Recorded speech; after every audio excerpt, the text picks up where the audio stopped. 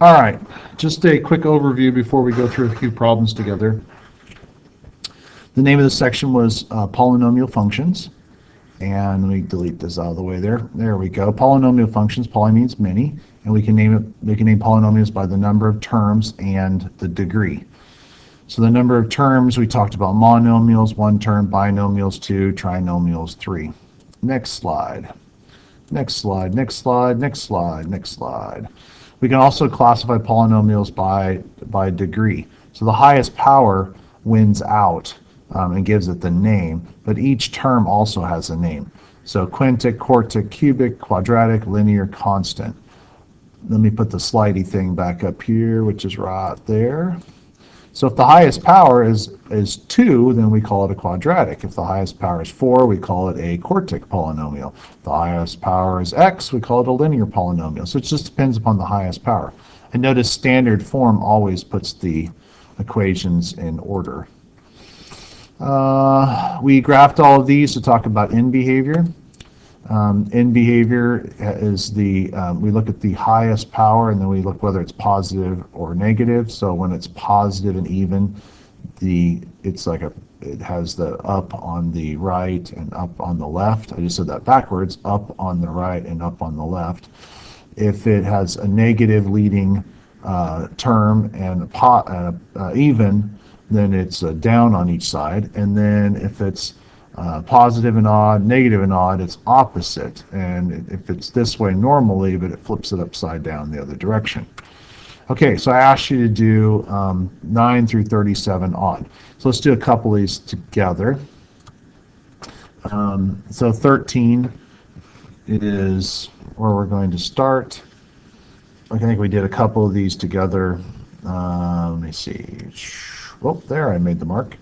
Clear that off. So number 13, is this in standard form? No, it's out of order because you're going to put the highest power first. So it's 3a cubed plus 5a squared plus 1. There we go. Now it is indeed in order. And we name it by the highest power. So the highest power is 3, so we call it cubic. And it has 3 terms, like a tricycle has 3 wheels, so it's a cubic trinomial. That's what you do with all these here. You put them in order and then name them by the highest power and the number of terms. Now this term right here is the quadratic term, but we don't call it a quadratic, we do call it a cubic because the highest power rules. Then that would be the constant term, but it's not called a constant function, it's called a cubic function, it's a cubic trinomial. Okay, the next section here, we keep doing the same thing, don't we? Now on number 17, not only is it, well, it's kind of in order, it's just not simplified. So we got 7x cubed minus 10x cubed plus x cubed. So we're going to put together our like terms. There's 1 of these and 7 of these and negative 10 of these, and they're all the same size pieces because they're all cubic. So we can go ahead and add these together. Whereas on number 18, we can't add those together because one term is squared and all that kind of stuff. So we can't force things together unless they're alike. So we have 7 minus 10, that would be negative 3. So it's negative 3x to the third power plus 1x to the third power. So I have negative 3 and then plus 1. So I borrow $3 from the old aunt, I pay her back $1, still over 2. So minus 2x to the third power.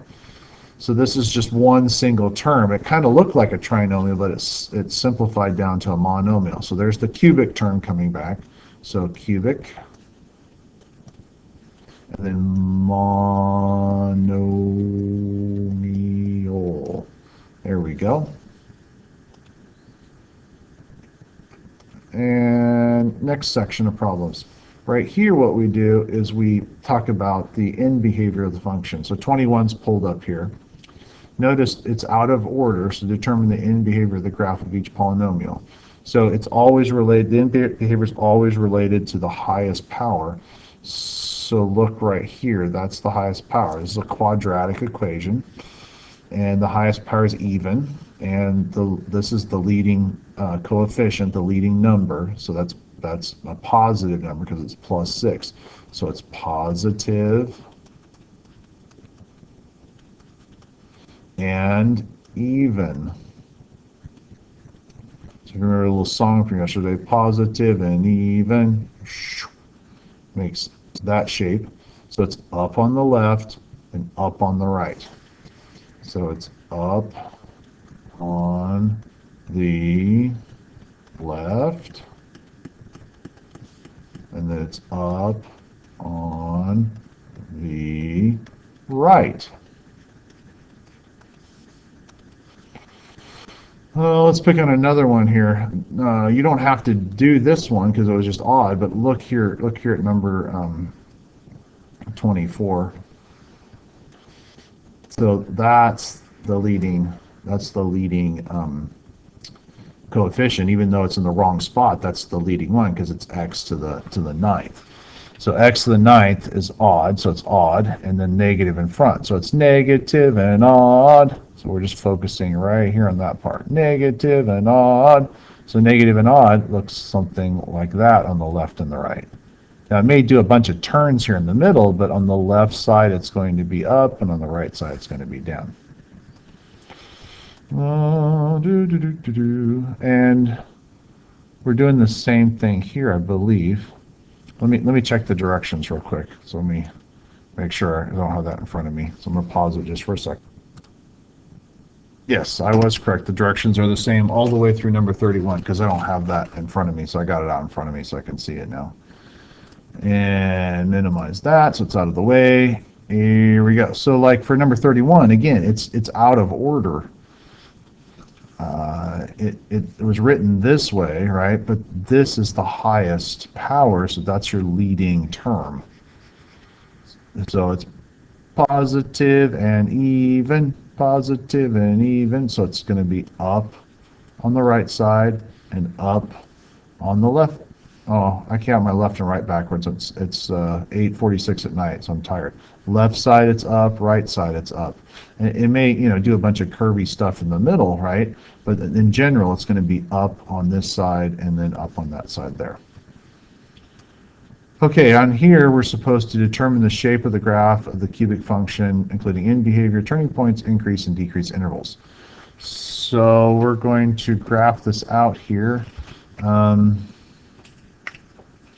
Number 33, 35, 35 and 37 look pretty much exactly the same. 33 would be where you would see the different parts to it. So what you want to do is you want to type this into the calculator. You're going to type number 33 into the calculator. And it's negative and odd, so it's going to be one of these kind of things. It's going to be up on the left, down on the right. And so you're going to be looking for these points. Now, do you remember how to find those points? Let's go back to the example. So this is what we did here on this one. Let me go full screen so you can see the whole thing. So we typed this was our example yesterday. We typed this into the calculator and it looked like this shape. So this one is negative and odd as well, so it's up on the left and down on the right. And then we went to the second calculate, which is above the trace, and we did the left and the right. We marked those, and then we did the guess, and it told us it was -2 and -16. And then we did the same thing over here. Then for the intervals of increasing and decreasing, we look at it from left to right like an English sentence, and it goes down and up and down. So basically what you want to do with this problem here, whoa, huh, look at that. From before, I had this graph right there. Well, did you look at that? It was hidden down there. Um, all the way down here.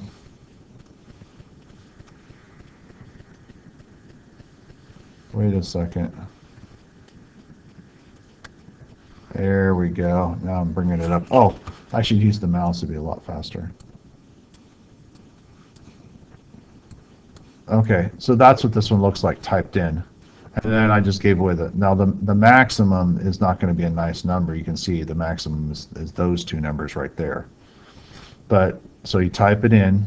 Looks like I had to change the scale to make it fit. So you're going to have to mess around with the window to make it fit from left to right and up and down. So it goes down and up and down. And so you can mark it left and right, and then that's the maximum.